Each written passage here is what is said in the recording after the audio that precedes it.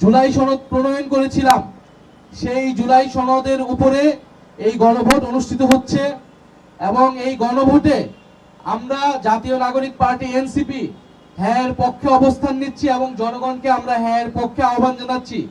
আমরা বলছি যদি আমাদেরকে পছন্দ না হয়, যদি আমাদেরকে ভোট আপনারা নাও দেন, কিন্তু অ্যাটলিস্ট হ্যাঁ এর পক্ষে আপনারা ভোট দিবেন।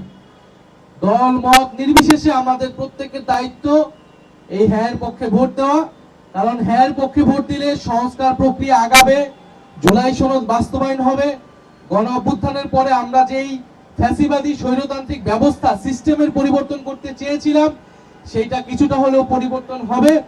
আর যদি না জয়যুক্ত হয় তাহলে আসলে আগের ব্যবস্থাতেই থেকে যাবে এবং কোনো ধরনের পরিবর্তনই হবে না এবং গণ অভ্যুত্থান আসলে সম্পূর্ণভাবে ব্যর্থ হবে।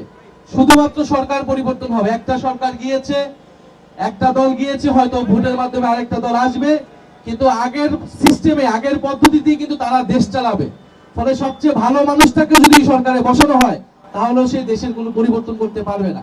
এই জন্য আমরা বলছি আপনারা হ্যাঁ পক্ষে, সংস্কারের পক্ষে ভোট দিবেন এবং দল মত নির্বিশেষে আমরা সংস্কারের পক্ষে হ্যাঁ পক্ষে ক্যাম্পেইন করব।